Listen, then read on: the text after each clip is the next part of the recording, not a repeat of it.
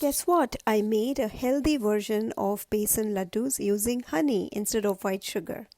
Start by taking a large pan and add 1.5 cups of besan in it and dry roast it on a low flame for about 10 minutes or so until it turns slightly brownish in color and lets out an aroma.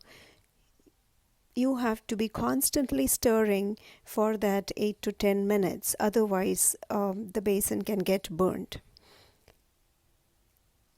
Once the color changes, you add half a cup melted ghee, or if you want to keep it dairy free, you can add coconut oil instead. Continue to cook for another 8 to 10 minutes, again constantly stirring as you go, making sure that it doesn't get burnt. Once it reaches this consistency, let it cool, and after that add salt, cardamom, and for sweetener we are going to use honey. I'm going to add 3 tablespoons of honey to this mixture,